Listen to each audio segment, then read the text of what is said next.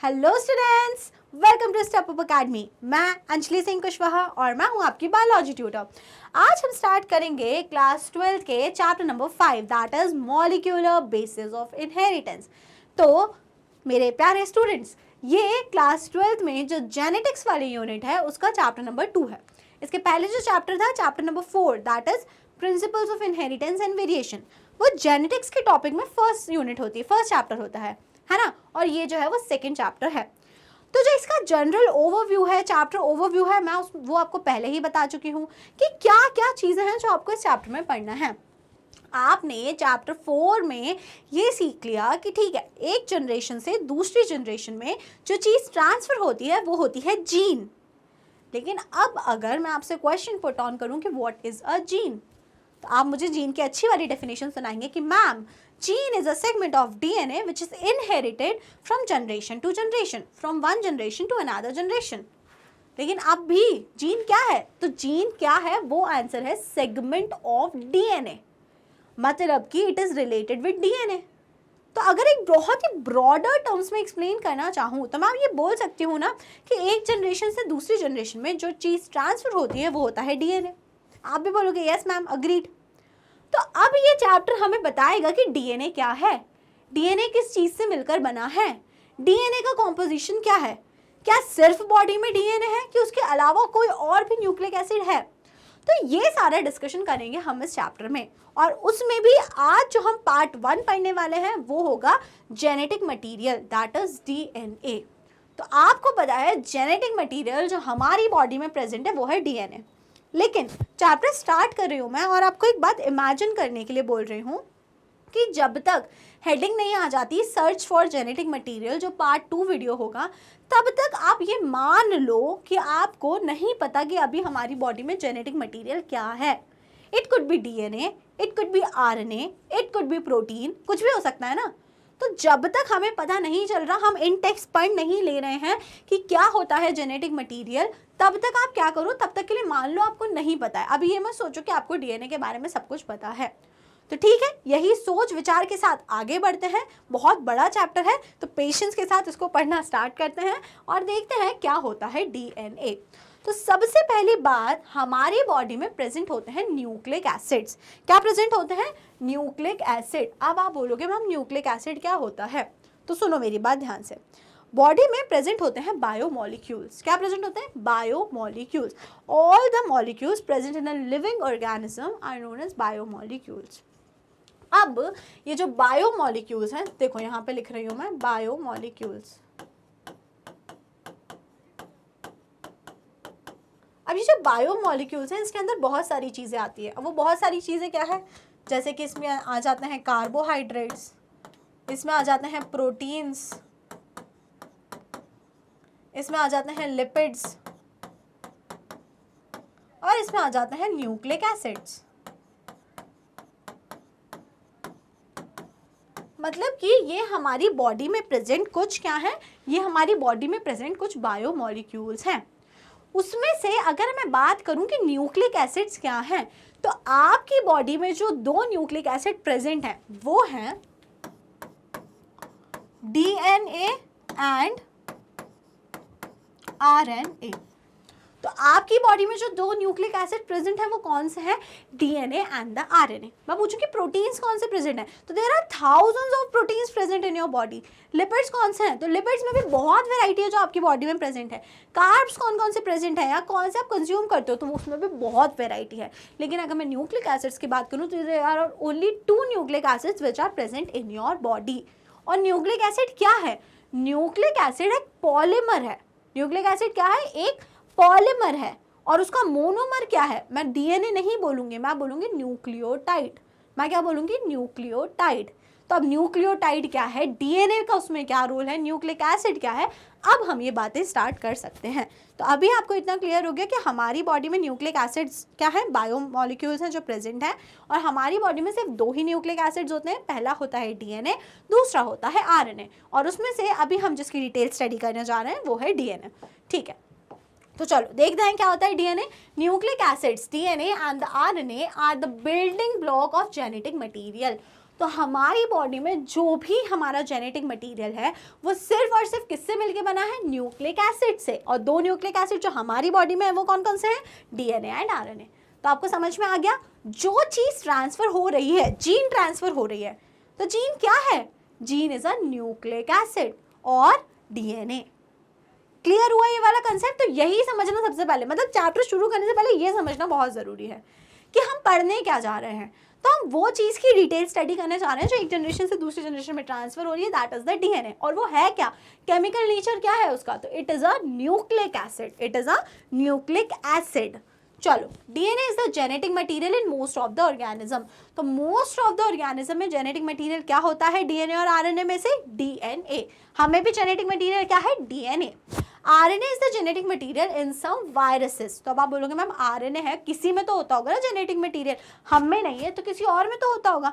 तो आरएनए जो है वो कुछ वायरसेस होते हैं जिसमें जो आरएनए होता है वो जेनेटिक मटेरियल होता है। अब देखो, genetic material genetic material genetic material कर रहे हैं इतनी देर से, एग्जैक्ट मीनिंग क्या है जेनेटिक मटेरियल्स के, तो आपको हिंदी भाषा में याद रखना है कि वो चीज़ जो एक जनरेशन से दूसरी जनरेशन में ट्रांसफ़र होती है उसको बोलते हैं जेनेटिक मटेरियल। इनहेरिटेबल सब्सटेंस जो है बॉडी में वो है जेनेटिक मटेरियल। तो हमारी बॉडी में इनहेरिटेबल क्या है जो एक जनरेशन से दूसरी जनरेशन में जा पाएगा, ना प्रोटीन ना आरएनए बल्कि डीएनए। कौन है हमारे लिए, डीएनए। और अगर कुछ और वायरसेस है उनमें बात करें तो उनमें जेनेटिक मटेरियल क्या है, उनमें है आरएनए। तो आपको ध्यान रखना है डीएनए आरएनए दोनों जेनेटिक मटेरियल हो सकते हैं, बट हम में क्या है, हम में डीएनए है। RNA most functions as messengers. तो आरएनए जो है वो जनरली मैसेंजर की तरह काम करता है ना, मैसेंजर है। अब कैसे मैसेंजर है अभी सब समझ में आ जाएगा, अभी जिस जनरल पॉइंट्स हैं जिन्हें आप देख लो। तो अभी के लेवल पे आपको जो बातें क्लियर हुई वो ये क्लियर हुई कि डीएनए और आरएनए बॉडी में दो टाइप के न्यूक्लिक एसिड प्रेजेंट होते हैं and these two nucleic acids can act as genetic material. Can नहीं, they do act as genetic material. बस इतनी सी बात आपको शॉर्ट में याद रखनी है। अब हम डिस्कस करते हैं structure of a polynucleotide chain. Structure of a polynucleotide chain, और पॉलीन्यूक्लियोटाइड चेन को ही हम बोल देंगे न्यूक्लिक एसिड। क्या बोल देंगे, पॉलीन्यूक्लियोटाइड चेन जो है वो क्या होगा, वो पॉलीमर होगा उसका न्यूक्लियोटाइड। या पॉलीन्यूक्लियोटाइड चेन जो है वो किससे मिलकर बनी है, न्यूक्लिक एसिड से मिलकर बनी है, जो कि क्या है, डीएनए और आरएनए। अब इस वर्ड के आगे लिखा हुआ है पॉली। क्या लिखा हुआ है, पॉली। मतलब कि ये है क्या, ये एक पॉलीमर है। क्या है ये, पॉलीमर। पॉलीमर मतलब क्या होता है, कोई एक बड़ा सा सब्सटेंस। तो मैं पूछ रही हूँ कि इस पॉलीमर की मोनोमर होगी ना, कुछ छोटी यूनिट होगी, ये पॉलीमर है, मतलब ये कुछ ऐसा है, कुछ छोटी छोटी यूनिट से मिलकर बना है। तो ये जो स्मॉलेस्ट यूनिट है जिससे ये मिलकर बना है, तो पॉलीन्यूक्लियोटाइड के लिए वो मोनोमर क्या हो गया, तो मोनोमर जो होता है वो होता है हमारा सिर्फ और सिर्फ न्यूक्लियोटाइड। क्या होता है हमारा पॉलीमर जो होता है वो होता है सिर्फ और सिर्फ न्यूक्लियोटाइड। समझ में आ गया? तो पॉलीन्यूक्लियोटाइड चेन का स्ट्रक्चर हम पढ़ने जा रहे हैं। पॉलीन्यूक्लियोटाइड चेन जो होती है वो किससे मिलकर बनी है, वो मिलकर बनी हुई है न्यूक्लियोटाइड से। किससे मिलकर बनी हुई है, बहुत सारे न्यूक्लियोटाइड से मिलकर बनी है। तो अगर हमें पॉलीन्यूक्लियोटाइड चेन का स्ट्रक्चर समझना है, अगर सपोज एक वॉल है, एक दीवार है, ठीक है, बहुत बड़ी दीवार है, दीवार की सबसे छोटी यूनिट क्या है, ब्रिक, ईंट। तो अगर मुझे पूरी दीवार का कंपोजिशन समझना है तो मैं क्या करूंगी, मैं किसी एक ईंट की स्टडी कर लूंगी, सिंगल ब्रिक की, तो मुझे उससे पूरे वॉल का कंपोजिशन समझ में आ जाएगा। बस यही चीज मैं यहाँ करने वाली हूँ कि पॉलीन्यूक्लियोटाइड चेन जो है ना, मुझे उसका स्ट्रक्चर समझना है। तो इसलिए मैंने पहले इस पर काम करा कि उसका मोनोमर कौन था। तो मुझे समझ में आया कि उसका मोनोमर कौन था, उसका मोनोमर था न्यूक्लियोटाइड। न्यूक्लियोटाइड क्या है, पॉलीन्यूक्लियोटाइड चेन का मोनोमर है। अब अगर मोनोमर है तो अब हमें अगली बात ये समझनी है कि इसका स्ट्रक्चर क्या है। तो अब हमारा पूरा डिस्कशन किस चीज़ पर बेस्ड होगा, अबाउट द न्यूक्लियोटाइड का स्ट्रक्चर। किस चीज़ पर बेस्ड है हमारा, अबाउट द न्यूक्लियोटाइड स्ट्रक्चर। चलिए, इतनी बातें क्लियर हुई तो एक पॉइंट और देख लो कि DNA and RNA are polynucleotides. तो डीएनए और आरएनए होते क्या हैं, दे आर पॉलीन्यूक्लियोटाइड्स। पॉलीन्यूक्लियोटाइड्स है, न्यूक्लिक एसिड बोलो तो भी चल जाएगा। तो डीएनए और RNA they are the polynucleotides and polynucleotides are the polymer of, किसके पॉलीमर है ये polynucleotides, they are the polymer of nucleotide. याद रखो न्यूक्लियोटाइड। और डीएनए और आरएनए को ये लोग बोल रहे हैं कि दे आर पॉलीन्यूक्लियोटाइड, मतलब डीएनए से जुड़ जुड़ के बनेगा कुछ तो भी। तो हमें जो अब पूरा डिस्कशन है करना है न्यूक्लियोटाइड पर। किस पे करना है हमें? न्यूक्लियोटाइड पर, क्योंकि न्यूक्लियोटाइड से ही जुड़ जुड़ के क्या बनने वाले हैं? डीएनए एंड आरएनए, जो हमारा पूरा होल एंड सोल हमारा डिस्कशन का टॉपिक है। अगर और आसान भाषा में समझना हो तो आप ऐसे याद रख लो, सुनो इधर देख लो कि जो डीएनए है वो क्या है? एक पॉलीमर। क्या है डीएनए? एक पॉलीमर। और इस डीएनए के पॉलीमर का मोनोमर कौन है? न्यूक्लियोटाइड। कौन है इसका मोनोमर? न्यूक्लियोटाइड। समझ में आ गई बात? तो डीएनए और आरएनए, आरएनए भी लिख देती हूँ लोग। तो आरएनए और डीएनए दोनों क्या है? दे आर द पॉलीमर्स, और उनके मोनोमर्स कौन है? न्यूक्लियोटाइड है। तो अगर आपको डीएनए समझना है तो आपको पहले न्यूक्लियोटाइड समझना पड़ेगा, क्योंकि जो एक न्यूक्लियोटाइड का स्ट्रक्चर है वही पूरे डीएनए का स्ट्रक्चर होगा। बस फर्क क्या होगा? 1 2 3 4, 4 5 6 10 1000 1200 कितने भी न्यूक्लियोटाइड जुड़ के ही डीएनए बनने वाला है। तो डीएनए को समझने के लिए आपको क्या समझना पड़ेगा? न्यूक्लियोटाइड। इतनी सी बात यहाँ पे समझ में आ जानी चाहिए। पिछली वाली स्लाइड में सिर्फ एक चीज़ याद करवाई थी कि न्यूक्लिक एसिड्स क्या होते हैं? डीएनए आरएनए, और वो जेनेटिक मटेरियल होते हैं। इस स्लाइड में आपको मैंने ये याद करवाया है कि आपकी बॉडी में जो डीएनए और आरएनए होते हैं दे आर द पॉलीमर्स और न्यूक्लिक एसिड और पॉलीन्यूक्लियोटाइड, जिनके मोनोमर कौन होते हैं? न्यूक्लियोटाइड। जिनके मोनोमर कौन होते हैं?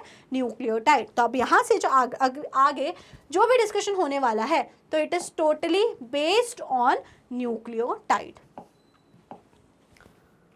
अब क्या होता है न्यूक्लियोटाइड का स्ट्रक्चर? तो देखते हैं। अ न्यूक्लियोटाइड हैज 3 कंपोनेंट्स। अब कोई भी जो न्यूक्लियोटाइड होता है वो 3 कंपोनेंट से मिलकर बनता है, 3 कंपोनेंट से।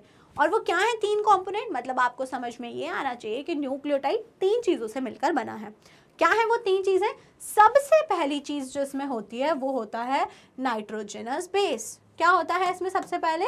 Nitrogenous base. अब आप बोलोगे नाइट्रोजनस बेस क्या होता है? देखते हैं क्या होता है। सेकेंड चीज़ जो इसमें होती है वो होती है a pentose sugar. A pentose sugar, ribose in RNA and deoxyribose in DNA. ठीक है, देखते हैं। और थर्ड चीज़, जो थर्ड कंपोनेंट होता है न्यूक्लियोटाइड में, वो होता है अ फॉस्फेट ग्रुप। सबसे पहले तो फिंगर टिप्स पे चीज़ों को लर्न करो कि न्यूक्लियोटाइड जो होता है उसमें 3 चीज़ें होती हैं।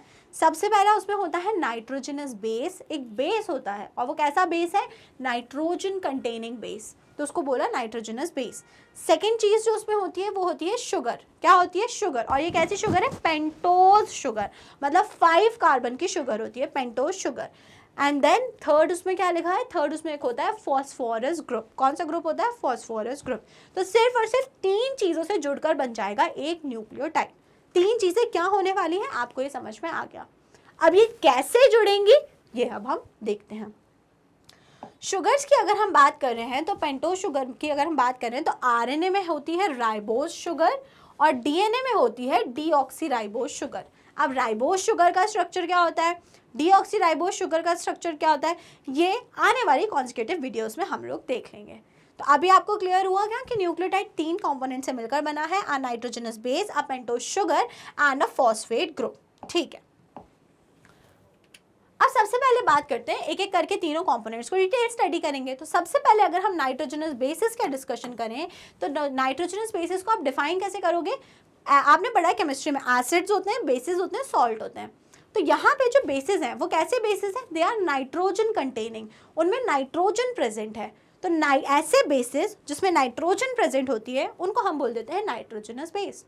They are of 2 types, they are purines, they are pyrimidines. कितने टाइप के होते हैं? 2 टाइप के होते हैं। They are purines, they are pyrimidines. अब प्यूरिन और पिरामिडीन में क्या डिफरेंस होता है? प्यूरिन्स जो होते हैं वो कैसे होते हैं? वो होते हैं हमारे डबल रिंग्ड स्ट्रक्चर होते हैं, और जो पिरामिडीन होते हैं वो सिंगल रिंग्ड स्ट्रक्चर होते हैं। कैसे होते हैं? Single ring. तो प्यूरिन होता है डबल रिंग, पिरामिडीन होते हैं सिंगल रिंग। आप तो सिंपली याद रख लो नाइट्रोजनस बेस 2 टाइप के होते हैं, प्यूरिन्स एंड पिरामिडीन। अब क्या होता है कि प्यूरिन्स के अंदर आता है एडिनिन एंड गुआनिन। क्या क्या आता है? Adenine and guanine. 2 nitrogenous bases आते हैं किसके अंदर? प्यूरिन्स के अंदर। तो सबसे पहले नाइट्रोजनस बेस कितने टाइप के होते हैं? 2 टाइप्स के, purine and pyrimidine. Then purines include adenine and guanine. What? Adenine and guanine. Pyrimidines की बात करें तो it include cytosine, it include thymine and it include uracil. तो आपके पास पिरामिडीन्स कितने हैं? 3, cytosine, thymine and uracil. Cytosine, thymine and uracil. और आपके पास प्यूरीन कितने हैं? Adenine and guanine. तो टोटल आपके पास नाइट्रोजनस बेसिस कितने हैं available? 5 nitrogenous bases, adenine, guanine, cytosine, thymine and uracil. कितने हो गए नाइट्रोजनस बेसिस आपके पास? 5 nitrogen containing bases are available. उसमें से प्यूरीन कितने होते हैं? 2, एडिनिन एंड ग्वानिन. और पिरामिडीन कितने होते हैं? 3, साइटोसिन, थायमिन एंड यूरासिल. अगला हम देखो नीचे क्या लिखा हुआ है? Thymine 5 methyl uracil present only in DNA and uracil only in RNA. अब यहाँ पे कुछ बात आपको सीखनी है जो कि बहुत इंपॉर्टेंट है. तो चलो ये आपने नोट डाउन कर लिया होगा. तो आगे अब हम कुछ डिस्कस करते हैं. यहाँ पर आपने पढ़ा है कि आपके पास 2 न्यूक्लिक एसिड्स हैं. पहला तो है आपके पास डीएनए और दूसरा है आपके पास आरएनए. चलो मैं यहाँ लिख देती हूँ आरएनए.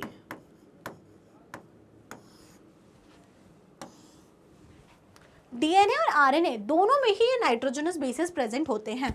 ओके. और इसमें भी प्यूरीन्स होंगे और पिरामिडीन्स होंगे, है ना, दोनों होंगे.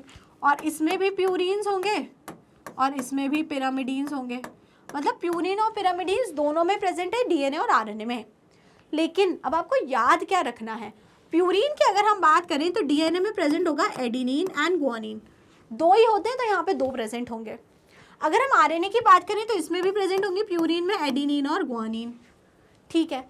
लेकिन अगर हम पिरामिडीन्स की बात करें तो पिरामिडीन्स में साइटोसिन जो है वो डीएनए में भी होगा और आरएनए में भी होगा साइटोसिन.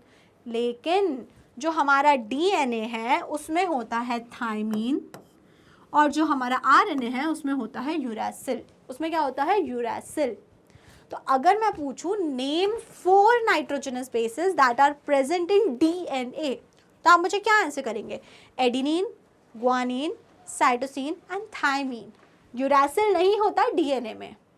और अगर क्वेश्चन मैं पूछ लूँ name 4 nitrogenous basis present in RNA, तो आंसर क्या हो जाएगा? Adenine, cytosine, guanine and uracil. तो आप समझ गए ना डिफरेंस कहाँ पे आ रहा है? डिफरेंस यहाँ पे आ रहा है. सिर्फ एक नाइट्रोजनस बेस अलग होने के कारण हमारा डीएनए और आरएनए डिफरेंट हो जाते हैं. मतलब डिफरेंसेस और भी हैं लेकिन ये भी उसमें उन डिफरेंसेस में से एक डिफरेंस होता है कि जो डीएनए होता है उसके स्ट्रक्चर में कौन सा नाइट्रोजनस बेस होता है? थायमीन होता है. और जो हमारा आरएनए होता है उसके स्ट्रक्चर में कौन सा नाइट्रोजनस बेस होता है? उसके में यूरासिल होता है. बाकी 3 nitrogenous base adenine, guanine and cytosine ये जो होते हैं उन दोनों में ही प्रेजेंट होते हैं. थायमिन और यूरासिल के लेवल पे डिफरेंस आ जाता है. इतनी सी बात है जो आपको इजीली क्लियर हो गई होगी. अच्छा, अगर आप थायमिन को नोटिस करो तो उसका दूसरा नाम है 5 मिथाइल यूरासिल. तो एक्चुअल में जो थायमिन है ना, थायमिन वो यूरासिल का ही थोड़ा मॉडिफाइड वर्जन है, कुछ अलग नहीं है. थायमिन एक्चुअल में क्या है? 5 मिथाइल यूरासिल. तो है वो यूरासिल का ही अलग वर्जन, लेकिन अब उसको अलग नाम दिया है थायमिन. तो हमको यही चीज़ ध्यान रखनी होती है. तो कितने नाइट्रोजनस, तो कितने कंपोनेंट थे न्यूक्लियोटाइड के? 3. Nitrogenous base, pentose sugar and phosphorus group. अभी हमने पढ़ा नाइट्रोजनस बेस जो कितने होते हैं? 5. Adenine, guanine, cytosine, thymine and uracil into 2 categories, purines and pyrimidines. Clear हो गया? ठीक है. डीएनए में कौन सा होता है, आरएनए में कौन सा है, ये सारी बातें आपको बहुत ही बढ़िया तरीके से समझ में आ गई हैं. ठीक है. अब आगे देखते हैं हम क्या देखते हैं. अब हम देखते हैं आगे चारों का स्ट्रक्चर. तो देखो adenine, thymine, uracil, guanine and cytosine. तो ये क्या है? ये 5 नाइट्रोजनस बेस का स्ट्रक्चर है. तो अगर आप इसमें एडिनिन को और ग्वानिन को देखो तो एडिनिन और ग्वानिन में आपको डबल रिंग्स दिख रही हैं. देखो 2 रिंग्स हैं, रिंग 1, रिंग 2. इसमें भी रिंग 1 रिंग 2, और बाकी अगर आप थायमीन, यूरैसिल और साइटोसिन में अगर आप देखेंगे तो आपको इसमें सिंगल रिंग्स दिख रही हैं। तो यही मेन डिफरेंस होता है between purine and pyrimidine. Purine में कितनी रिंग्स होती हैं? डबल, और जो पिरामिडीन है उसमें होती है सिंगल रिंग। साथ में आपको याद कर रखना है ये बेसेस हैं, एक्चुअल में क्या थे? बेस थे, और बेस में क्या आ गई? नाइट्रोजन। सब में देख लो नाइट्रोजन दिखेगी, इसलिए इन्हें क्या बोलने लगे? Nitrogenous bases. ओके, ठीक है।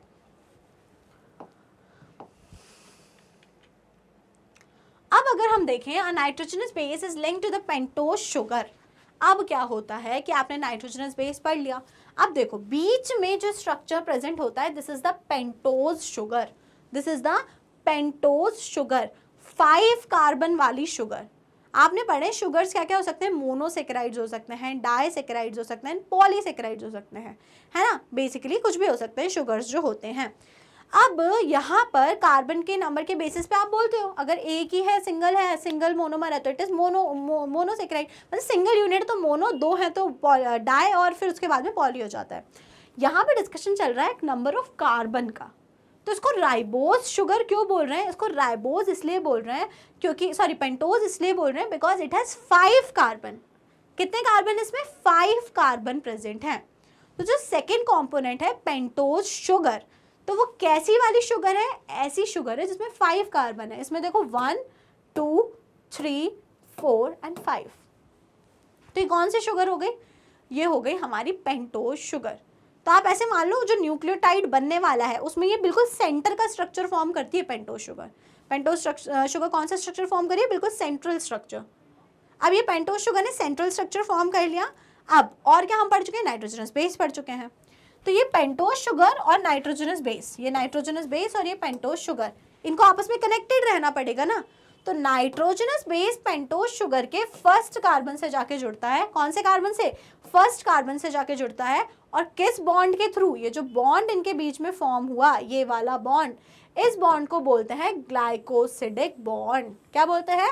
N glycosidic bond. तो आपको ध्यान रखना है the bond present between nitrogenous base and pentose sugar is known as N-glycosidic bond. A nitrogenous base is linked to the pentose sugar through N-glycosidic linkage to form a nucleoside. और क्या बन गया है? न्यूक्लियोसाइड। क्या बन गया? Nucleoside. आगे बात समझ में है ना? तो यही आपको ध्यान रखना है। अभी आप पढ़ क्या रहे हो? आपको पढ़ रहे हैं न्यूक्लियोटाइड का स्ट्रक्चर। क्या पढ़ना है आपको? न्यूक्लियोटाइड का स्ट्रक्चर। लेकिन अभी हमने बोला इसको न्यूक्लियोसाइड। तो देखो क्या होता है जब, सुनो ध्यान से, नाइट्रोजनस बेस, पेंटोज शुगर और फॉस्फेट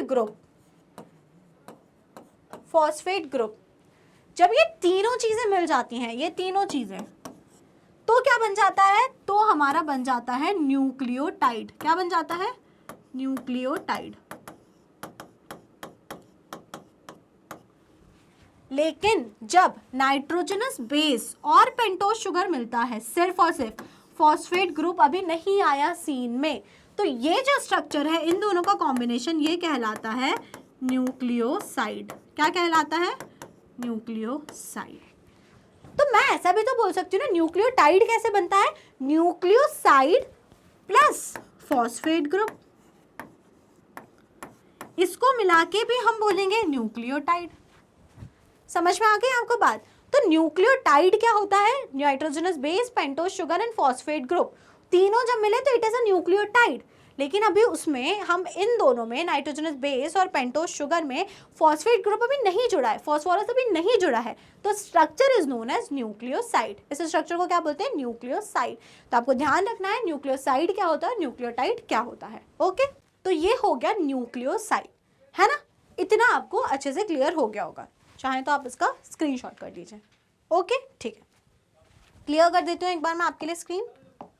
तो आपको समझ में आ गया एन ग्लाइकोसिडिक बॉन्ड जब बना, किस किस के बीच में बना? Pentose sugar and nitrogenous base. और अब इस स्ट्रक्चर को हम लोग क्या बोलेंगे? एन ग्लाइकोसिडिक बॉन्ड बनने के बाद ये बॉन्ड कहलाया एन ग्लाइकोसिडिक बॉन्ड, और अब स्ट्रक्चर को हम लोग क्या बोलेंगे? इसको बोलेंगे न्यूक्लियोसाइड। ओके, ठीक है। तो हमने क्या देखा, हमें समझ में आ गए न्यूक्लियोसाइड्स एंड न्यूक्लियोटाइड्स। अब अभी आपको न्यूक्लियोसाइड और न्यूक्लियोटाइड में डिफरेंस क्लियर हो गया है। तो यहाँ पर अब आपके सामने आरएनए में प्रेजेंट न्यूक्लियोसाइड्स मेंशन है और इस साइड में डीएनए में प्रेजेंट न्यूक्लियोसाइड्स मेंशन है। अच्छा, ये समझने से पहले एक बात मैं आपको समझाना चाहूँगी, जो मैंने यहाँ पे आपको समझाई ऑलरेडी, कि this is the pentose sugar और ये क्या है, नाइट्रोजनस बेस। मतलब कि पेंटोज शुगर और नाइट्रोजनस बेस है और दोनों किससे जुड़े रहते हैं, एन ग्लाइकोसिडिक बॉन्ड से जुड़े रहते हैं और इसको मिला के हम लोग बोलते हैं न्यूक्लियोसाइड। ये बात आप ऑलरेडी सीख गए हैं। अब जो मैं बात आपको यहाँ पे सिखाने जा रही हूँ वो ये है कि इस पेंटोज शुगर का एक्चुअल में स्ट्रक्चर क्या है, ये पेंटोज शुगर एक्चुअल में क्या है। तो अगर हम बात करते हैं, देखो पहले हम बात कर रहे हैं यहाँ पे इस साइड पे डीएनए की और इस साइड पे हम बात करेंगे आरएनए की। ठीक है, दोनों को एक साथ समझाते हैं।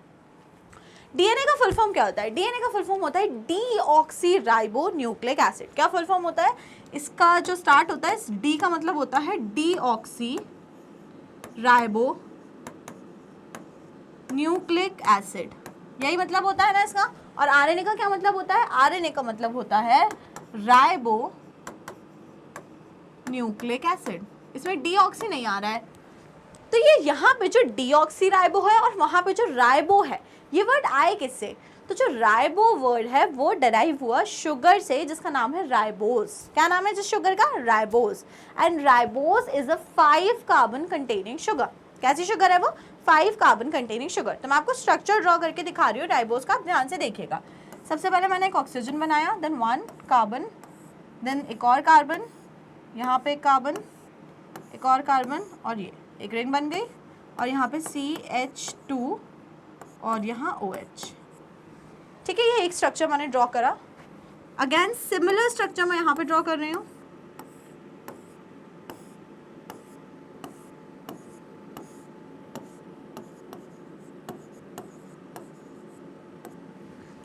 ठीक है, अब देखो मैं इसमें हाइड्रोजन और OH ऐड कर रही हूँ।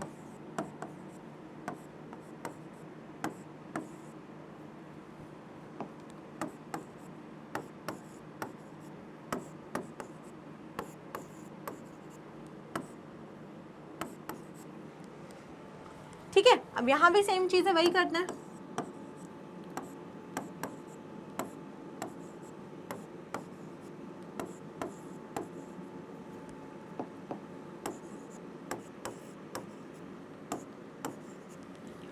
तो मैंने आपके सामने अभी 2 स्ट्रक्चर्स ड्रॉ करे। अब ये स्ट्रक्चर अगर आप देख पा रहे हैं तो आपको सिर्फ एक जगह डिफरेंस दिखेगा। वो दोनों स्ट्रक्चर्स बिल्कुल सेम है accept at a single point. और वो कौन सा पॉइंट है? देखो मैं लेबलिंग कर रही हूँ। This is carbon 1 2 3 4 and this is the 5th carbon. Similarly यहाँ पे भी 1st 2nd 3rd 4th and 5th carbon. आप अगर देख पा रहे हो deoxy, this is deoxy ribose. ये कौन सी शुगर है? शुगर का नाम है डीऑक्सी राइबोस। विच शुगर? Deoxy ribose sugar. और ये वाली शुगर जो आपके सामने ड्रॉन है, ये कौन सी शुगर है? Ribose sugar. अब मेरा नेक्स्ट क्वेश्चन ये है कि राइबोस और डीऑक्सी राइबोस में डिफरेंस क्या है? तो राइबोस और डीऑक्सी राइबोस में सिर्फ एक कार्बन पर डिफरेंस है और वो कौन सा कार्बन है? जल्दी से देखिए, कार्बन नंबर 2। कार्बन नंबर 2 जो है उसमें क्या हुआ है? कार्बन नंबर 2 में वहां से यहाँ आप देख पा रहे हो तो ऑक्सीजन हट गई है। यहाँ पे OH है बट यहाँ पे सिर्फ H है, तो एक ऑक्सीजन का रिमूवल हो गया है। और रिमूवल ऑफ ऑक्सीजन क्या कहलाएगा? डीऑक्सीजनेशन। तो वो राइबोस था लेकिन उससे हमने एक ऑक्सीजन हटा दिया, तो अब वो क्या बन गया? Deoxy ribose. तो जो डीएनए है उसमें आपने क्या पढ़ा? डीएनए जो है वो एक पॉलीन्यूक्लियोटाइड है, न्यूक्लिक एसिड है। और न्यूक्लिक एसिड का मोनोमर क्या होता है? वो जो मोनोमर होता है वो होता है उसका न्यूक्लियोटाइड। ठीक है, पॉलीन्यूक्लियोटाइड है डीएनए और उसका मोनोमर क्या होता है? न्यूक्लियोटाइड। और न्यूक्लियोटाइड में क्या 3 चीज़ें होती हैं? जल्दी से रिवाइज करिए।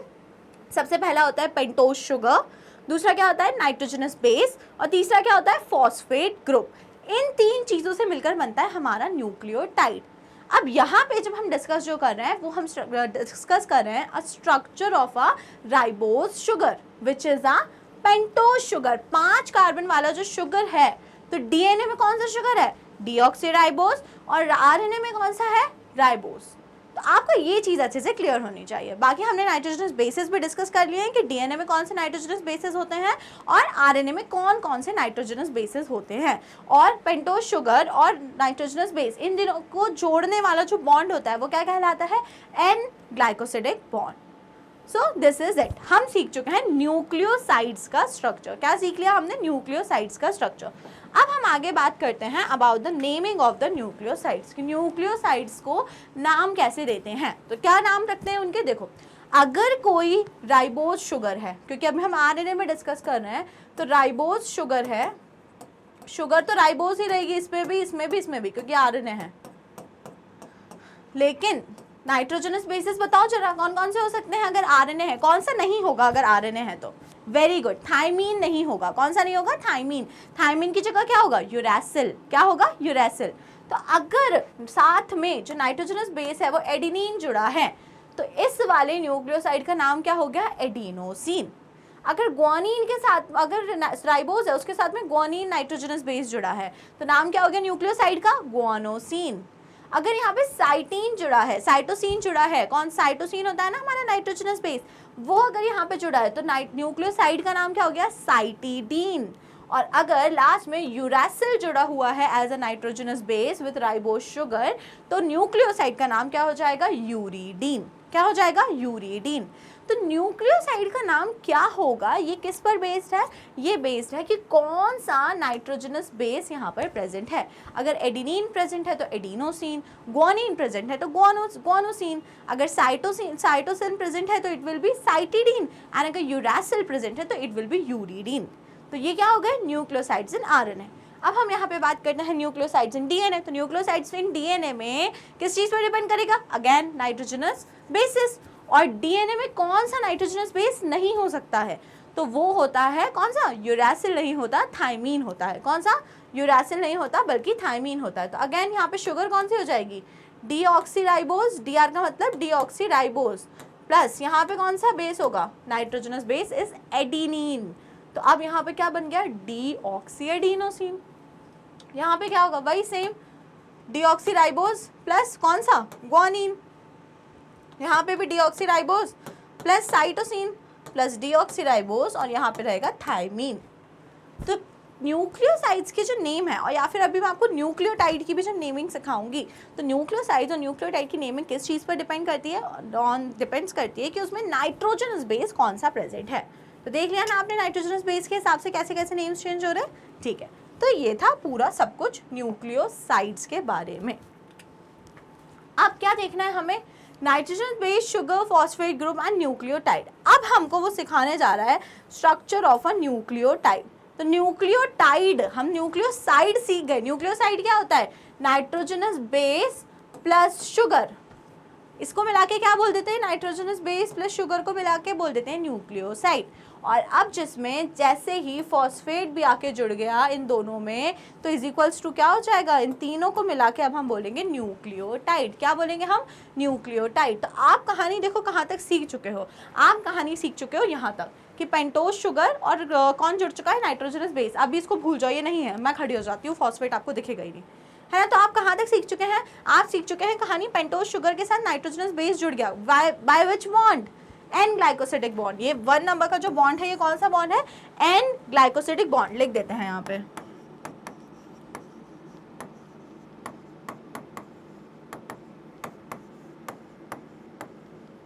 एन ग्लाइकोसिडिक बॉन्ड से जुड़ चुका है। अब आप यहाँ पे अगर देखो तो यहाँ पे अब आके फाइनली जुड़ा फॉस्फेट। तो फॉस्फेट भी किससे जुड़ा है? नाइट्रोजन बेस से जुड़ा है कि शुगर से जुड़ा है? तो आप ध्यान अगर देंगे तो फॉस्फेट भी आकर अटैच हुआ है पेंटोज शुगर से। तो आप ऐसा बोल सकते हैं ना कि पेंटोज शुगर वो स्ट्रक्चर है पूरे डीएनए में या आरएनए में जिस पर आके और बाकी चीजें जुड़ेंगी। वो मेन स्ट्रक्चर है, वो बैकबोन है। बैकबोन पे आके और चीजें आके ऐड हो जाएंगी। तो अगर आप देख पा रहे हैं नाइट्रोजनस बेस कौन से वाले कार्बन से अटैच हुआ था? It is attached on carbon number 1 of phosphate pentose sugar. और अगर आप देख पा रहे हैं फॉस्फेट कहाँ ऐड हुआ है? तो फॉस्फेट ऐड हुआ है ऑन कार्बन नंबर 5। कहाँ ऐड हुआ है? On carbon number 5। तो ये चीज़ थोड़ा सा ध्यान रखिएगा, कहीं भी नहीं मन मर्जी जहाँ करी वहाँ उठा के ऐड कर दिया। यहाँ पर फॉस्फेट कहाँ पे ऐड हुआ है? फॉस्फेट यहाँ पे ऐड हुआ है कौन से नंबर पे? 5th नंबर के कार्बन पे, ठीक है ना। और जब अभी चेन बनती है आगे तो फिर कॉन्सेक्यूटिव नाइट्रोजन जो होते हैं, ठीक है, वो जुड़ेंगे 3 वाली पोजीशन पे भी जुड़ेंगे, वो भी हम स्ट्रक्चर में डिटेल में समझ लेंगे। तो ये चीज़ समझ में आ गई, कहाँ कौन जुड़ रहा है? नाइट्रोजनस बेस जुड़ता है on carbon number 1 and phosphate जुड़ता है on carbon number 5 of pentose sugar. अब अगर क्वेश्चन आ रहा होगा कि फॉस्फेट और पेंटोज शुगर ये दोनों भी तो जुड़े हैं, तो ये वाला जो बॉन्ड बना है इनके बीच में, दिस बॉन्ड, इसका भी तो कुछ नाम होना चाहिए ना। तो चलिए आइए देखते हैं कि इस बॉन्ड का नाम क्या होगा। यहाँ तक तो चीज़ें क्लियर हो गई होंगी, अब इसके आगे देखते हैं। इन आरएनए ईच न्यूक्लियोटाइड, तो यहाँ बॉन्ड का नेम आपको मेंशन नहीं किया है, तो मैं अगर इस बॉन्ड का नेम आपको बताऊं तो ये होता है हमारा 3-5- फॉस्फोडाइएस्टर बॉन्ड। कौन सा होता है? अगर वैसे डाइएस्टर नहीं बोलेंगे, ये होता है हमारा फॉस्फोएस्टर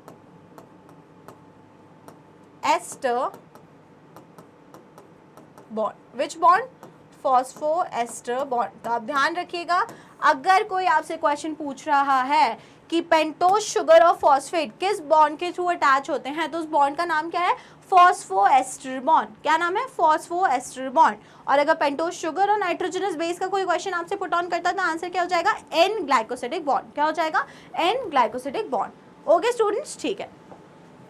अब यहाँ पे कुछ आरएनए के बारे में बात लिखी है जिसे हम जल्दी से रीड करते हैं। In RNA, each nucleotide has an additional OH group at 2' position of ribose। तो आपने देखा था ना, अभी मैंने आपको जब राइबोज और डीऑक्सीराइबोज का स्ट्रक्चर एक्सप्लेन किया था तो उसमें मैंने आपको दिखाया था कि जो सेकंड पोजीशन होती है कार्बन की, ठीक है, सेकंड वाला जो कार्बन है उस पर राइबोज में क्या है? OH ग्रुप है, और डीऑक्सीराइबोज में क्या है? सिर्फ एक हाइड्रोजन ग्रुप है। तो आप बोल सकते हो ना कि जो हमारा आरएनए है उसके पास में एक एक्स्ट्रा OH ग्रुप है। कौन से कार्बन पे? ऑन सेकेंड कार्बन, है ना ये चीज़। 2 nucleosides are linked together through 3-5' phosphodiester bond to form dinucleotide. अब आपने आरएनए के स्ट्रक्चर में डिफरेंस समझ लिया, डीएनए और आरएनए के स्ट्रक्चर में शुगर के लेवल पे क्या डिफरेंस है। दूसरी अगर अब हम बात करें तो आप न्यूक्लियोटाइड का स्ट्रक्चर सीख गए हैं कि एक न्यूक्लियोटाइड कैसे फॉर्म होता है। तो एक न्यूक्लियोटाइड कैसे फॉर्म होता है? बीच में आ जाती है पेंटोज शुगर, ठीक है, एक साइड में आके फर्स्ट कार्बन पे आके अटैच हो जाएगा हमारा nitrogenous base by N glycosidic bond, और दूसरी तरफ फिफ्थ वाले कार्बन पे आके ऐड हो जाएगा phosphate group by phosphoester bond.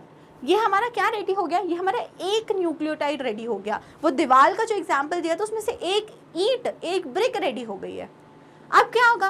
कई सारी ऐसी ब्रिक्स लाके हम ऐड करते जाएंगे और हमारी दीवार बन जाएगी। बन जाएगी कि नहीं बन जाएगी? पहले 1 लेयर, 2 लेयर, 3 लेयर और हमारी वॉल रेडी हो जाएगी, है ना। आ रही है ना आपको बात समझ? तो बस वही चीज़ यहाँ पे होगी। अब जब एक न्यूक्लियोटाइड बन गया तो अब कॉन्सिक्यूटिव न्यूक्लियोटाइड आके उससे अटैच होते जाएंगे, और अगर कभी भी कोई चीज़ अटैच हो रही है तो वहाँ पक्के से क्या बना होगा? कोई बॉन्ड बना होगा, और अब की बार इस बॉन्ड को हम क्या बोलते हैं? 3-5- फॉस्फोडाइएस्टर बॉन्ड। क्या बोला जाता है? 3-5- फॉस्फोडाइएस्टर बॉन्ड, ठीक है। तो कॉन्सिक्यूटिव न्यूक्लियोटाइड, एक न्यूक्लियोटाइड और दूसरे न्यूक्लियोटाइड के बीच में कौन सा बॉन्ड प्रेजेंट होता है? 3-5- फॉस्फोडाइएस्टर बॉन्ड। और जब 2 न्यूक्लियोटाइड जुड़ गए तो उन्हें क्या बोलोगे? Die nucleotide. 3 जुड़ गए तो ट्राई न्यूक्लियोटाइड, और अब उससे ज्यादा कितने भी जुड़ जाए तो it will be a polynucleotide chain. क्या बन गई? पॉलीन्यूक्लियोटाइड चेन, जो अभी तक हम पढ़ रहे थे। Okay, when more nucleotides are linked it forms a polynucleotide. अब ऐसे ही और न्यूक्लियोटाइड आके जुड़ते जाएंगे, जुड़ते जाएंगे, जुड़ते जाएंगे, और हमारी जो एक सिंगल न्यूक्लियोटाइड था वो सिंगल ना रह के वो पूरा चेन बन गया, जिसे हम बोल रहे हैं, क्या बोल रहे हैं? जिसे हम बोल रहे हैं पॉलीन्यूक्लियोटाइड चेन। ओके स्टूडेंट्स, चलिए फिर आगे बढ़ते हैं और अब देखते हैं कौन से साइंटिस्ट आए जिन्होंने पहली बार डीएनए को देखा, उसको ढूंढना चाहा, उसमें कुछ काम किया। तो Friedrich Miescher was the first scientist who identified DNA and named it as nuclein. तो अब वो होता है ना कि पहली बार कोई चीज़ बनी तो उसका एक अच्छा सा नाम नहीं रख पाते हैं। तो क्या हुआ था? फ्रेडरिक मिशर ने सबसे पहली बार डीएनए को ढूंढा था, बट उसका नाम उन्होंने डीएनए नहीं रखा था, he simply called it as nuclein. उन्होंने उसको सिंपल न्यूक्लिन बोला था। Okay, then James Watson and Francis Crick proposed double helix model of DNA। अब फिर क्या होता है कि एक साइंटिस्ट ने कुछ ढूंढ दिया तो उसके बाद फिर कई सारे साइंटिस्ट आते हैं और अपने अपने थ्योरीज, रीड सब कुछ देते हैं। तो हमारे लिए हमने जो डीएनए का मॉडल एक्सेप्ट किया, जो वर्ल्ड वाइड एक्सेप्टेड है, जिसे पढ़ा जाता है, जो वैलिड मॉडल है, वो कौन सा मॉडल है? It is Watson and Crick's double helix model of DNA. कौन सा मॉडल है वो? Watson and Crick's double helix model of DNA. तो इस वाले मॉडल को हमको डिटेल में पढ़ना होगा। तो अभी हमने डीएनए का स्ट्रक्चर देख लिया, बेसिक स्ट्रक्चर कैसे फॉर्म होता है। अब बारी है कि वो स्ट्रक्चर जो है उसकी क्या क्या पिक्यूलैरिटीज़ हैं, कैसे अरेंज है, वो डबल हेलिक्स है, किस फॉर्म में है, बनता है कैसे, आपने वो देख लिया। सिंगल थ्रेड, एक न्यूक्लियोटाइड को अगर एक थ्रेड मानो तो वो थ्रेड कैसे बन रहा है आपने सीख लिया, पॉलीन्यूक्लियोटाइड चेन को। लेकिन आप डीएनए में कितनी चेन है, आरएनए में कितनी चेन है, क्या वो चेन ऐसी सिंपली है कि किसी पैटर्न में है, अब वो चीज़ें पढ़ने की बारी आ गई है। और उस पैटर्न को हम किसके अंडर पढ़ते हैं, we studied it under the Watson and Crick double helix model of DNA. किसके अंदर पढ़ते हैं, Watson and Crick double helix model of DNA. Okay, ठीक है। It was based on X ray diffraction data produced by Morris Wilkins and Rosalind. तो अब ये जो फ्रांसिस और क्रिक का जो मतलब डेटा था, इनका जो पूरा एनालिसिस और कंक्लूजन था, that is double helix model, ये किस पर बेस्ड था, it was based on X ray diffraction data. एक दूसरे साइंटिस्ट ने उनके एक्सपेरिमेंट्स पे बेस्ड था उनका ये वाला जो रिजल्ट था। ओके, चलो तो अब आगे हम क्या पढ़ने वाले हैं, आपको थोड़ा थोड़ा समझ में आ गया होगा। अब हम पढ़ने वाले हैं पूरा वॉटसन एंड क्रिक का मॉडल। क्या पढ़ने वाले हैं, अब यहाँ से जो स्टार्ट हो रहा है, it is the Watson and Crick model. सबसे पहली बात जो उन्होंने बोली कि DNA is made up of 2 polynucleotide chain. अभी तक आपको नहीं पता था, आपको कुछ पता ही नहीं था, हम बिल्कुल रूट से पढ़ना स्टार्ट कर रहे हैं, बिल्कुल बेसिक से। तो आपने पढ़ा कि डीएनए एक पॉलीन्यूक्लियोटाइड है, ठीक है। पॉलीन्यूक्लियोटाइड किससे मिलकर बना है, न्यूक्लियोटाइड से मिलकर बना है, आपने बोला ठीक है। न्यूक्लियोटाइड किससे मिलकर बना है, 3 चीज़ों से मिलकर बना है, पेंटोज शुगर और उसके बाद में नाइट्रोजनस बेस और फॉस्फेट, आपने बोला ठीक है। और बहुत सारे जुड़ के बन रहा है, आपने बोला ठीक है। लेकिन अब आपको एक नई बात पता चल रही है कि जो डीएनए होता है उसमें ऐसी पॉलीन्यूक्लियोटाइड चेन कितनी है, 2 है, एक चेन नहीं है, 2 चेन है उसमें। आ रही है बात समझ में। तो पहली बात तो जो अच्छी बात याद रखने वाली हो गई वो क्या हो गई कि DNA is made of 2 polynucleotide chains. Okay, coiled in right handed fashion. और वो कैसे कॉइल है, राइट साइड के कॉइल्स हैं, this is the left turn coils and this is the right turn coils. तो वो जो कॉइल्ड फैशन में है, मतलब उन्होंने बोला कि सबसे पहली बात तो 2 चेन है। तो 2 चेन कैसे भी हो सकती हैं, 2 चेन ऐसे ऐसे भी हो सकती हैं और एक ऐसी हो सकती है, एक चेन ऐसे आपस में ऐसे ऐसे राउंड हो सकती है और एक ऐसी हो सकती है, कुछ भी अरेंजमेंट हो सकता है ना 2 चेन का, तो कुछ भी पॉसिबल है। लेकिन यहाँ जो डीएनए की 2 चेन्स हैं वो दोनों आपस में ऐसे इंटरवाउंड है, हेलिक्स में है, ये देखो ऐसे वो दोनों, ये एक first chain and this is the second chain, this is the first chain and this is the second chain, ये दोनों आपस में कैसे ऐसे करके दोनों एक दूसरे में वाउंड है ना, उलझी हुई हैं, गुथी हुई हैं। Okay, Pitch of the helix is 3.4 nanometre, that is 34 angstrom. अब ये पिच ऑफ द हेलिक्स क्या होता है, देखो ये जो टर्न हो रहा है ना, द सिंगल टर्न, एक जो सिंगल टर्न हो रहा है जिसमें, तो ये सिंगल टर्न में कितने बेस पेयर आ रहे हैं यहाँ से लेके यहाँ तक, this is known as the pitch of the DNA. यहाँ से लेके यहाँ तक एक जो सिंगल टर्न होता है उसमें कितना उसकी लेंथ है, that is known as pitch of the DNA. तो पिच ऑफ द डीएनए कितनी है, पिच ऑफ द डीएनए है 3.4 नैनोमीटर। कितनी है, 3.4 nanometre. Number of base pair in each turn is 10। अब आप मेरी बात सुनो, इतना तो क्लियर हो गया ना कि देखो एक ऐसे नाइट्रोजनस बेस पॉलीन्यूक्लियोटाइड चेन होगी, दूसरी ऐसी पॉलीन्यूक्लियोटाइड चेन होगी और ये दोनों आपस में ऐसे वुंड हैं, ऐसे करके गुथे हुए हैं राइट हेलिक्स फैशन में। तो अब जो लेंथ होती है उसे क्या बोल दिया, पिच बोल दिया। अब इस पिच के बीच में क्या होगा, पिच के बीच में इसके भी नाइट्रोजनस बेस होंगे, इस वाली चेन के नाइट्रोजनस बेस और इस वाली चेन के नाइट्रोजनस बेस, दोनों चेन में नाइट्रोजनस बेस है ना, तो बीच में क्या हो जाएगा, नाइट्रोजन बेस पेयर्स आ जाएंगे। क्या आ जाएंगे, क्योंकि इस चेन के और इस चेन के बेस पेयर एक दूसरे को कॉम्प्लीमेंट करेंगे। तो अब बीच में क्या आ गए, बेस पेयर आ गए। तो जो एक टर्न होता है, एक जो पिच होती है 3.4 नैनोमीटर की, उसमें कितने बेस पेयर होते हैं, इट हैज़ 10 बेस पेयर, उसमें 10 बेस पेयर होते हैं। ओके है ना, तो आपको समझ में आ रहा है ना, इसके नाइट्रोजनस बेस और इसके नाइट्रोजनस बेस दोनों एक दूसरे को कॉम्प्लीमेंट करेंगे। ओके, और इसी को हम अब आगे डिटेल में देखेंगे। Distance between adjacent base pair is 0.34 nanometre. अब टोटल डिस्टेंस कितना है, 3.4 नैनोमीटर, उसमें कितने बेस पेयर है, 10। तो किसी दो के बीच का डिस्टेंस कितना होगा, किसी दो के बीच का डिस्टेंस कितना हो गया, 0.34 नैनोमीटर। सिंपल बेसिक मैथ्स है, यहाँ पे कुछ भी ऐसे बहुत ज़्यादा डरने वाली बातें नहीं है। तो आपको ध्यान रखना है पिच ऑफ द हेलिक्स कितनी होती है, 3.4 नैनोमीटर और उसमें 10 बेस पेयर्स होते हैं। अब यहाँ से स्टार्ट होता है क्या बातें, जो वॉटसन एंड क्रिक के डबल हेलिक्स मॉडल के बहुत खास पॉइंट्स थे और जिनको आपको ध्यान रखना है, क्योंकि लिखने को आता है पेपर में, तो डेफिनेटली लिखने को आएगा। अगर स्कूल बोर्ड्स में हैं आप, तो एमपी बोर्ड हो या कोई सा भी बोर्ड हो, सीबीएसई हो, कि what are the special features of Watson and Crick's double helix model of DNA. तो ऐसे करके क्वेश्चन आता है। है ना। तो आप देखते हैं क्या क्या है। सबसे पहली बात, backbone of the DNA is formed of sugar and phosphate. अब उन्होंने क्या बात बोली कि देखो एक हड्डी है नॉर्मल, आप मान लो एक स्टेम है, ठीक है, एक स्टेम है, प्लांट है कोई, उसकी स्टेम है, ट्री है उसकी कोई स्टेम है। अब स्टेम ऐसे बिल्कुल इरेक्ट करके खड़ा रहता है और उसके ऊपर से ऐसे करके यहाँ से ब्रांच निकल आती हैं, नीचे से रूट्स निकल आती हैं, फिर ब्रांच के ऊपर स्टेम निकल आती हैं, फिर फ्लावर्स निकल आते हैं। तो सब कुछ किसके ऊपर होता है? सब कुछ स्टेम के ऊपर होता है। मतलब जो एक मेन बेसिक फ्रेमवर्क स्ट्रक्चर है वो कौन फॉर्म कर रहा है? It is formed by stem, है ना, स्टेम ने फॉर्म कर रहा है वो। तो वैसे ही जो डीएनए का स्ट्रक्चर होता है डबल हेलिक्स वाला, उसमें जो मेन उसकी बॉडी है वो कौन बना रहा है? मेन जो उसकी बॉडी है, the backbone is form by sugar and phosphates. तो जो बैकबोन है वो शुगर और फॉस्फेट्स बनाते हैं। अब आप बोलोगे शुगर फॉस्फेट, तो फिर नाइट्रोजनस बेसिस कहाँ गए? तो nitrogenous bases are project inside. मतलब आप ऐसे मान लो ये एक पॉलीन्यूक्लियोटाइड चेन है और ये दूसरी पॉलीन्यूक्लियोटाइड चेन है। तो ये जो पूरी चेन है, the backbone, this chain is formed by क्या? दो चीजें, शुगर एंड फॉस्फेट। यहाँ भी ये दूसरी वाली है तो शुगर एंड फॉस्फेट। और इनके बीच में, यहाँ बीच में क्या निकले रहेंगे? बताइए क्या निकले रहेंगे? यहाँ इस साइड रहेंगे इस वाली चेन के नाइट्रोजनस बेसिस और इस साइड में रहेंगे दूसरी वाली चेन के नाइट्रोजनस बेसिस। तो जो मेन स्ट्रक्चर होता है backbone, it is formed by sugar and phosphate and the nitrogenous basis project inside, अंदर की तरफ वैसे झांकते रहते हैं। ओके, ठीक है। The two chains have anti-parallel polarity, that is one chain has the polarity 5' to 3' and the other has 3' to 5'। अब आप बोलोगे मैम ये 3' क्या है, 5' क्या है, ये सब क्या होता है? तो चलो समझने की कोशिश करते हैं, ठीक है। बहुत शॉर्ट में समझाने की कोशिश करूँगी मैं, तो थोड़ा सा ध्यान देना और समझने की कोशिश करना।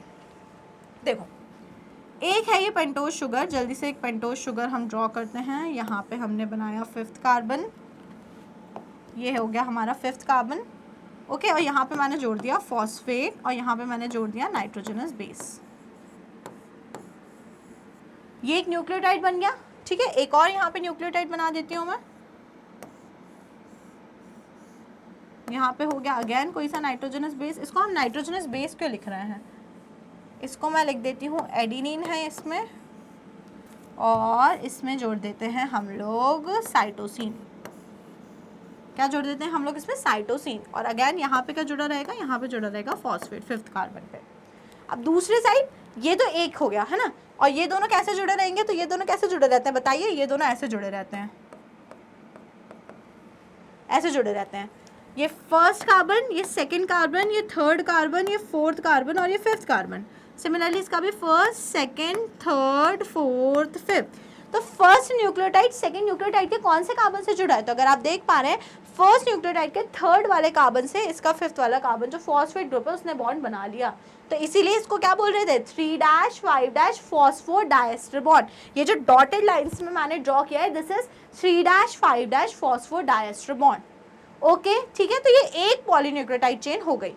दूसरी तरफ आओ, ध्यान दो, अगर यहाँ पे तो मैं फिर से दूसरी चेन्स ड्रॉ कर रही हूँ।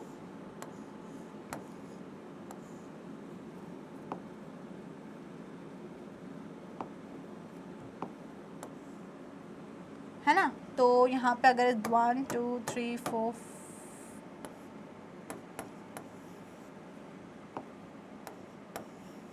है ना, और यहाँ पे कौन सा? यहाँ पे एक नाइट्रोजनस बेस जोड़ देते हैं जो होगा टी।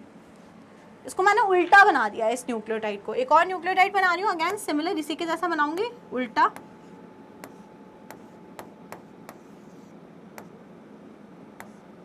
और यहाँ पे जोड़ देते हैं हम लोग जी। यहाँ पे क्या जोड़ देते हैं? जी। न्यूक्लियोटाइड हो गए, समझ में आ गया। और अगेन इसको यहाँ से कैसे जोड़ दूँ? ये दोनों जुड़े रहेंगे कुछ इस तरह का। तो ये जो अगेन वाइट डॉटेड लाइन में है वो भी क्या है? वो भी एन ग्लाइकोसिडिक बॉन्ड है। और जो यहाँ रेड डॉटेड लाइन में है ये भी कौन सा है? ये भी एन ग्लाइकोसिडिक बॉन्ड है। अब अगर आप देख पा रहे हो तो एक चीज़ ध्यान से देखो, यहाँ पे भी अगर हम नंबरिंग करें तो 1 2 3 4 एंड ये वाला 5 कार्बन। अगेन यहाँ पे भी 1 2 3 4 एंड 5। तो नंबरिंग आपको समझ में आ रही है? 1 2 3 4 5 1 2 3 4 5। दो चेन्स बन गई है, ये first chain and this is the second chain. अब मेरे पास इतनी ही जगह थी तो मैं दो न्यूक्लियोटाइड वाली ही बना पाई, डाई न्यूक्लियोटाइड बना पाई मैं, और मेरे पास बनाने की स्पेस नहीं है। अब अगर आप यहाँ देखो तो इस वाली चेन में, ये वाली चेन ए है और वो वाली जो है वो चेन बी है। अगर मैं चेन ए की बात कर रही हूँ तो चेन ए में आपको ऊपर कौन सा कार्बन फ्री दिख रहा है? तो आप देखो मुझे यहाँ 5 वाला कार्बन फ्री दिख रहा है, तो मैं यहाँ पे लिख दे रही हूँ 5 डैश। और अगर आप यहाँ नीचे तरफ देख रहे हो तो यहाँ पे मुझे 3rd कार्बन फ्री दिख रहा है, तो मैं यहाँ पे लिख दे रही हूँ 3 डैश। मतलब यहाँ पे 5th कार्बन से आके अभी कोई जुड़ सकता है और यहाँ पे 3rd कार्बन से आके कोई जुड़ सकता है। अगर हम इस वाली चेन की बात करें तो यहाँ पे ऊपर कौन सा फ्री दिख रहा है? यहाँ पे ऊपर आपको दिख रहा है 3 डैश 3 और नीचे आपको यहाँ पे दिख रहा है 5 डैश, 5 वाला कार्बन फ्री। तो अब आपको समझ में आया, यही मतलब होता है एंटी पैरेलल पोलैरिटी का। एंटी पैरेलल पोलैरिटी ये कहती है कि अगर एक पॉलीन्यूक्लियोटाइड जो है वो अगर 3 डैश टू 5 डैश है, मतलब ऊपर उसमें 3rd वाला कार्बन फ्री है और नीचे लास्ट वाले न्यूक्लियोटाइड में 5th वाला कार्बन फ्री है, तो अब जो उसके कॉन्सेक्यूटिव दूसरी वाली चेन है उसमें क्या होगा? उसमें ऊपर साइड 5 वाला कार्बन फ्री रहेगा और नीचे साइड 3 वाला कार्बन फ्री रहेगा। और इस चीज़ को कैसे रिप्रेजेंट किया जाता है? तो इस चीज़ को ऐसे रिप्रेजेंट किया जाता है, अगर एक चेन की पोलैरिटी 3 डैश टू 5 डैश है तो दूसरी चेन की पोलैरिटी क्या रहेगी? 5 डैश टू 3 डैश। इतना समझ में आ गई होगी ना बात आपको? अगर एक चेन की पोलैरिटी 3 डैश टू 5 डैश है तो दूसरी चेन की polarity automatically 5 dash to 3 dash होनी चाहिए, तब वो एक करेक्ट स्ट्रक्चर होगा ऑफ अ डीएनए। तो होप सो ये जो एक्सप्लेनेशन मैंने आपको दिया इससे आपको समझ में आया होगा। और बीच में ये जो ए और टी रहते हैं ये भी जुड़े रहते हैं, ए टी और जी सी। अब आप बोलोगे मैम आप हमेशा ए के सामने टी आता है, सी के सामने जी आता है, तो yes this is a thumb rule. जो स्ट्रक्चर होता है उसमें हमेशा ए के सामने टी आता है और सी के सामने हमेशा जी आता है। एक प्यूरीन हमेशा ऑपोजिट आता है पिरामिडीन के। प्यूरीन आमने सामने नहीं आएंगे, पिरामिडीन आमने सामने नहीं आएंगे। बट फिर ऐसे तो आप ए के सामने जी को लगा देते या सी को लगा देते, तो ए के साथ सी नहीं आता, ए के साथ में आता है टी दैट इज थाइमीन और साइटोसिन के साथ में आता है guanosine that is G. Okay clear हो गया? तो इस तरीके से बीच में बन जाते हैं नाइट्रोजनस बेसेस और ये स्ट्रक्चर होता है ऑफ अ डीएनए। तो अब ये पॉइंट एक बार रीड करो जल्दी से, क्या लिखा हुआ है? Backbone of DNA is formed of sugar. Backbone किसने बनाई? Sugar and phosphate and the bases project inside. The two chains have कौन सी polarity? Anti parallel polarity. Anti parallel, अगर एक की पोलैरिटी 3 to 5 है तो दूसरे की क्या रहेगी? 5 to 3 रहेगी। ये बात याद रखना है।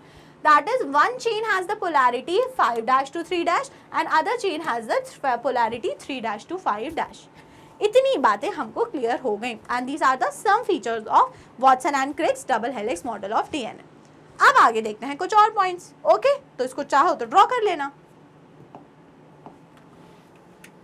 The base in two strands are paired through hydrogen bond. अभी मैंने जब A और G बनाया था तो अभी जो आपने स्ट्रक्चर देखा था उसमें मैंने ड्रॉ करा था ए और टी और सी और जी। मैंने बोला हमेशा एक प्यूरीन के सामने एक पिरामिडीन आता है ना, तो जी के सामने सी आता है।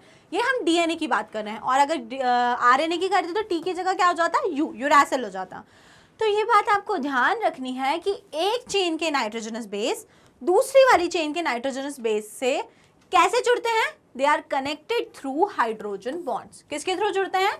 Through hydrogen bonds. तो ए और टी कैसे जुड़े होंगे? By the presence of hydrogen bond. और जी और सी भी कैसे जुड़े होंगे? By the presence of hydrogen bond. तो हाइड्रोजन बॉन्ड्स के थ्रू जुड़े रहते हैं ATGC, मतलब nitrogenous bases of the two chain. एक ही चेन का नहीं बोल रही हूँ, दो चेन के नाइट्रोजन, एक चेन है, ये मेरे दो हाथ, ये दो चेन है, तो इस चेन के नाइट्रोजनस बेस इस चेन के नाइट्रोजनस बेस के बीच में किससे जुड़ोगे? मैं बन गई hydrogen bond. I am the hydrogen bond, मैं इनको कनेक्ट कर रही हूँ। तो nitrogenous bases of the two chains are connected through hydrogen bond. और जो हाइड्रोजन बॉन्ड होते हैं वो उसका नंबर फिक्स है। अगर हम ए और टी के बीच में बात करें, एडिनिन एंड थाइमीन, तो उनके बीच में प्रेजेंट होते हैं 2 हाइड्रोजन बॉन्ड्स। और अगर हम बात करें ग्वानिन एंड साइटोसिन, तो उनके बीच में प्रेजेंट होते हैं 3 हाइड्रोजन बॉन्ड। तो आपको ये चीज याद रखनी है ना, कि ए और T R connected by 2 hydrogen bond and C and G are connected by 3 hydrogen bonds. Okay, ठीक है। Purine comes opposite to a pyrimidine. This generates uniform distance between the two strands. अब एक प्यूरिन और pyrimidine हमेशा एक दूसरे के सामने आ रहा है, जिससे हो क्या रहा है, जो पूरी चेन है, दो चेन, उनके बीच में डिस्टेंस बराबर है। ठीक है ना? ओके, वरना ऐसा क्या होता है कि यहाँ पे डिस्टेंस ज़्यादा, नीचे आते आते डिस्टेंस कम हो गया। अगर प्यूरिन प्यूरिन, पिरामिडिन पिरामिडिन जुड़े होते। लेकिन डिस्टेंस दोनों चेन्स के बीच में distance through out the length बराबर रहे, इसके लिए क्या होता है, इसके लिए प्यूरिन हमेशा पिरामिडिन से जुड़ता है या फिर पिरामिडिन हमेशा प्यूरिन से जुड़ता है। ओके, चलिए, तो ये हो गई कुछ और बातें। अब आगे देख लो ये स्ट्रक्चर, इसमें इस तरीके से स्टैक्ड होते हैं। कौन किसमें, नाइट्रोजनस बेसिस है ना, तो ये एक सिंगल चेन है और ये वाली दूसरी चेन है। तो आप देख पा रहे हो ये जो रेड और ग्रीन और ब्लू येलो कलर से जो ड्रॉ करके दिखाएं, these are the nitrogenous bases. तो आप देखो एक चेन के नाइट्रोजनस बेस कैसे दूसरी चेन के नाइट्रोजनस बेस में जाके स्टैक हो गए, पूरी तरीके से फिक्स हो जाते हैं। और किसके थ्रू फिक्स हो पा रहे हैं, bye the presence of formation of hydrogen bond. और एक चीज यहाँ से और सीख सकते हो कि जो बैकबोन है ये पूरी बैकबोन है, ये किसने बनाई है, बैकबोन जो है वो बनाई है हमारे किसने, शुगर्स और फॉस्फेट ग्रुप ने। नाइट्रोजनस बेस ये झूमे पड़े हैं बीच में। और अगर इस साइड आप बात करो तो यहाँ भी सेम वही कि हमारी पेंटोज शुगर और फॉस्फेट ने बनाई है बैकबोन, और नाइट्रोजनस बेस बीच में प्रोजेक्टेड है और बीच में पड़ोसी वाले की चेन के साथ में क्या बना रहे हैं, उसके नाइट्रोजनस बेसिस के साथ में हाइड्रोजन बॉन्ड बना रहे हैं। तो ये हो गया स्ट्रक्चर ऑफ द डीएनए। कौन सा स्ट्रक्चर, डबल हेलिक्स मॉडल या double helix structure of DNA. अब कुछ देखते हैं बातें। In DNA the proportion of adenine is equal to thymine and the proportion of guanine is equal to cytosine. अब ये बात मतलब बहुत, अगर एक बार सिंपली देखी जाए आसान भाषा में तो बहुत इजी है और अगर उसको फालतू में टफ करो तो टफ भी हो जाएगी। देखो सिंपल सी सीधी सी बात इतनी है कि प्यूरिन्स और पिरामिडीन्स इनका नंबर बराबर रहना चाहिए, इनका परसेंटेज भी बराबर रहना चाहिए। नाइट्रोजनस बेस किसी भी एक पॉलीन्यूक्लियोटाइड चेन में या किसी पूरे डीएनए के स्ट्रक्चर में, डीएनए की बात करते हैं, डीएनए के स्ट्रक्चर में number of purines is equals to number of pyrimidine होना चाहिए। इनका बिल्कुल रेशियो 1:1 आना चाहिए, मतलब they should be equal in number. अब आप सोचो जितने एडेनिन प्रेजेंट होंगे उतने ही कौन प्रेजेंट होंगे, थाइमीन, क्योंकि एडेनिन के सामने हमेशा कौन आता है, थाइमीन। जितने गुआनिन प्रेजेंट होंगे उतने ही क्या प्रेजेंट होंगे, साइटोसिन। क्या प्रेजेंट होंगे, साइटोसिन। एक बात तो आपको ये समझ में आ गई, तो यही बात लिखी हुई है, the proportion of adenine is equal to thymine and proportion of guanine is equal to cytosine.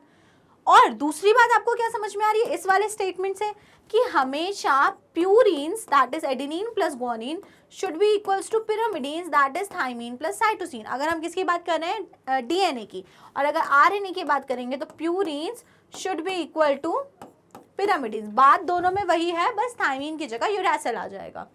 Okay और अगर जब दो इक्वल चीज़ हैं उसका आप रेशियो निकालते हो तो रेशियो किसके बराबर आता है, ratio is always equal to 1। तो जब प्यूरिन और पिरामिडीन का नंबर बराबर है तो हम A plus G upon T plus C निकालेंगे तो रेशियो क्या आएगा, द रेशियो विल बी 1। तो ये एक बात थी, है ना। तो जिससे हमें क्या समझ में आ रहा है कि एडेनिन और गुआनिन इनका नंबर हमेशा एडेनिन और थाइमीन हमेशा इक्वल प्रोपोर्शन में रहेंगे और गुआनिन और साइटोसिन हमेशा इक्वल प्रोपोर्शन में रहेंगे। Easy, okay. अब देख लेते हैं कुछ और अच्छी बात जिसमें हम देखेंगे डीएनए और आरएनए में डिफरेंस। क्वेश्चन स्कूल बोर्ड्स में बहुत पूछ लिया जाता है क्वेश्चन, तो चलो जल्दी से देख लेते हैं। डेफिनेशन की अगर बात करें तो it is a long polymer, it has deoxyribose phosphate group backbone having 4 distinct bases that is thymine, adenine, cytosine and guanine। तो क्या है ये डीएनए जो है वो क्या है, एक पॉलीन्यूक्लियोटाइड चेन है, बट उसमें 2 पॉलीन्यूक्लियोटाइड चेन है और साथ में क्या है, उसमें साथ में 4 नाइट्रोजनस बेसेस हैं that is thymine, adenine, cytosine, guanine. अब अगर देखो उधर बात करो तो it is a polymer of ribose and phosphate backbone with 4 varying bases that is uracil and ये सब। अब देखो यहाँ पे कभी नहीं लिखा कि इट हैज 2 चेन। तो पहली चीज जो पहला डिफरेंस होता है डीएनए और आरएनए में वो होता है स्ट्रैंड्स का। क्या बोला जाता है, अगर 2 पॉलीन्यूक्लियोटाइड चेन है तो it means it is double stranded, 2 strands हैं उसमें। और अगर आरएनए की बात करें तो उसमें सिर्फ सिंगल स्ट्रैंड होता है, तो इट इज सिंगल स्ट्रैंडेड, सिर्फ एक ही चेन होती है, एक ही पॉलीन्यूक्लियोटाइड चेन उसमें होती है, तो it is single stranded. Okay, तो आपको समझ में आ रहा है ना यहाँ पे। और अगर शुगर्स की बात करें तो डीएनए में डीऑक्सीराइबोस, वहाँ पे राइबोस। नाइट्रोजन बेसिस की बात करें तो तीनों सेम रहेंगे एक्सेप्ट यहाँ पे थाइमीन होगा, वहाँ पे होगा यूरेसिल। सेकंड पॉइंट डिस्कस करते हैं, लोकेशन। तो located in the nucleus of the cell and in the mitochondria. तो डीएनए कहाँ पे प्रेजेंट होता है, डीएनए जो होता है वो हमारी सेल में न्यूक्लियस के अंदर होता है और साथ ही साथ में माइटोकॉन्ड्रिया में भी प्रेजेंट होता है। लेकिन अगर हम आरएनए की बात करें तो RNA is present in cytoplasm, nucleus and ribosome. तो डीएनए की लोकेशन कहाँ होगी, डीएनए कहाँ कहाँ है, न्यूक्लियस में है और माइटोकॉन्ड्रिया में है। और आरएनए को आप देख पा रहे हो तो it is present in cytoplasm, it is present in कहाँ पे, हमारा nucleus, it is present in ribosome. तो अलग अलग जगह पे है। तीसरी बात करते हैं शुगर पोर्शन, तो it has 2 deoxyribose and it has ribose. तो ये तो बहुत ही मेजर डिफरेंस होता है, आप देख चुके हैं, उनके नाम से ही हमें यहीं पर डिफरेंस समझ में आ जाता है कि जो डीएनए है उसमें क्या होता है, डीएनए जो होता है उसमें डीऑक्सीराइबोस शुगर होती है और जो आरएनए होता है उसमें राइबोस शुगर होती है। ओके ठीक है, डिफरेंस क्लियर हुए यहाँ तक। और कुछ डिफरेंसेस देख लेते हैं। कुछ और डिफरेंसेस में क्या देखेंगे, function. The function of DNA is the transmission of genetic information, it acts as a medium for long term storage. अब जो जेनेटिक मटेरियल है ना बॉडी में वो डीएनए है। जेनेटिक मटेरियल क्या होता है, जो ट्रांसफर होता है एक जनरेशन से दूसरी जनरेशन में, तो वो जो काम है वो कर रहा है डीएनए। अब आप बोलोगे तो आरएनए क्या कर रहा है, RNA is critical for the transmission of genetic code that is necessary for protein creation from the nucleus to the ribosome. और आरएनए अभी इस लेवल पे आप ये समझ लीजिए कि डीएनए जो इन्फॉर्मेशन लेकर आया है वो आरएनए के बिना उसको प्रोटीन में कन्वर्ट नहीं कर पाएगा। ओके, डीएनए के पास सिर्फ इन्फॉर्मेशन है जो वो एक जनरेशन से दूसरी जनरेशन में लेके आ गया, सपोज पेरेंट्स से हमें लेके आ गया, लेकिन अब उस इन्फॉर्मेशन को यूज करके अगर प्रोटीन बनाना है तो वो बिना किसके, बिना आरएनए के नहीं हो पाएगा। तो डीएनए को बनाना पड़ेगा आरएनए और आरएनए बनाएगा फिर वो प्रोटीन। आगे आपको ये बात समझ में, ओके। अब जैसे बहुत ही छोटा सा एग्जांपल ले लेते हैं, सपोज प्राइम मिनिस्टर है, प्राइम मिनिस्टर को मन कर रहा है कि उनको फुल्की खानी है, ठीक है, फुल्की गोलगप्पा समझते होंगे ना आप लोग, गोलगप्पे खाने हैं। अब ऐसे नहीं कि वो जाके गोलगप्पे खा के आ जाएंगे, ऐसा नहीं होगा, पॉसिबल ही नहीं है क्योंकि वो प्राइम मिनिस्टर है। तो क्या होगा फिर, होगा ये कि जो उनका वो अपने बोलेंगे अपने मैनेजर को, जो भी उनका पीए है वो उसको बोलेंगे, फिर उनका पीए जाएगा और वो लेके आएगा गोलगप्पे और फिर वो खा लेंगे। तो बस वही बात है, इन्फॉर्मेशन किसके पास है, डीएनए के पास, उसको बनाना है प्रोटीन, तो वो बीच में किसके थ्रू बनेगा, वो आरएनए के थ्रू बनेगा। तो प्रोटीन कोडिंग में हेल्प करेगा आरएनए। लास्ट देख लेते हैं प्रीडोमिनेंट स्ट्रक्चर। तो RNA is a double stranded molecule, बहुत ज्यादा इंपॉर्टेंट बात, that has long chain of nucleotides, and RNA कैसा होता है, single stranded molecule, it has shorter chain of nucleotide. तो DNA is a double stranded molecule and RNA is a single stranded molecule. इतनी बातें आपको अच्छे से याद रहने चाहिए, इतने differences between DNA and RNA. Last कुछ और बातें देख लेते हैं, देखो जल्दी से क्या क्या देखेंगे। 174, अब बैक्टीरियोफेज हैज 5386 न्यूक्लियोटाइड्स। अब न्यूक्लियोटाइड जो है उसके से पूरे डीएनए में कितने न्यूक्लियोटाइड है, 5386 बस। बैक्टीरियोफेज लैम्डा, अब दूसरा है बैक्टीरियोफेज लैम्डा, तो उसमें कितने हैं, 48,502 बेस पेयर। कितने बेस पेयर है, 48,502 बेस पेयर। अब यहाँ पे वो न्यूक्लियोटाइड की बात नहीं कर रहा है, बेस पेयर की बात कर रहा है, 48,502 बेस पेयर्स हैं। Then E. coli has 4.6 into 10 to the power 6 base pair. अब E. coli एक बैक्टीरिया होता है, उसमें कितने बेस पेयर्स हैं, it has 4.6 into 10 to the power 6 base pair. Base pair समझते हो ना कि वही दो पॉलीन्यूक्लियोटाइड चेन के बीच में कितने नाइट्रोजनस बेसेस प्रोजेक्टेड है, उतने base pair. And haploid content of human DNA, अगर हम अपने हैप्लॉइड कंटेंट की बात करें, डिप्लॉइड की बात तो कर ही नहीं रहे हैं, किसकी बात कर रहे हैं, अगर एक सेल के हैप्लॉइड कंटेंट, एक ऐसा गैमेट है फॉर एग्जांपल, गैमेट के अगर हम पूरे डीएनए को स्टडी करें तो उसमें कितने बेस पेयर हैं, it has 3.3 into 10 to the power 9 base pairs. ठीक है, तो ह्यूमंस का याद रख लो, बाकी वो तीनों याद नहीं रखो, मुझे चल जाएगा। ह्यूमंस का नहीं भूलना है कि ह्यूमंस के हैप्लॉइड कंटेंट में कितने बेस पेयर्स होते हैं, तो it has 3.3 into 10 to the power 9 base pair.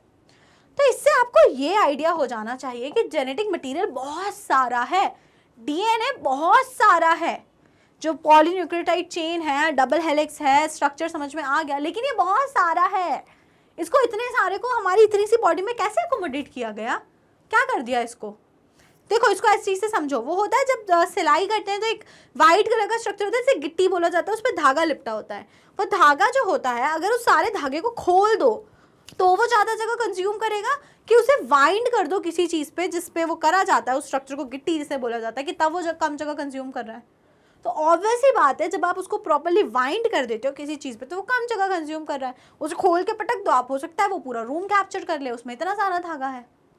बस यही बात हमारी बॉडी में भी है कि जो इतना सारा जेनेटिक मटेरियल है, इतना सारा धागे हैं, इतने सारे कंटेंट हैं, इसको बॉडी में कैसे अकोमोडेट किया गया है, तो अब यहीं से होगी शुरू हमारी पार्ट 2 वीडियो, ठीक है, जिसको पार्ट 2 वीडियो में पढ़ना पैकेजिंग ऑफ डीएनए, कि कैसे इतना सारा डीएनए आपकी बॉडी में आके पूरा कंज्यूम, मतलब कैसे अकोमोडेट हो गया है, किस तरीके से उसकी बाइंडिंग हुई है और उसकी पैकेजिंग हुई है।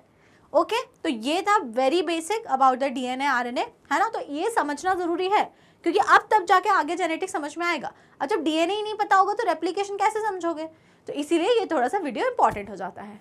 ओके, तो बस अगर कोई डाउट्स है तो डाउट्स को कमेंट सेक्शन में करिएगा मेंशन, और वीडियो पसंद आई है तो वीडियो को जल्दी से करिएगा लाइक, और स्टेप अप अकेडमी को कर लीजिएगा subscribe. Thank you and keep watching.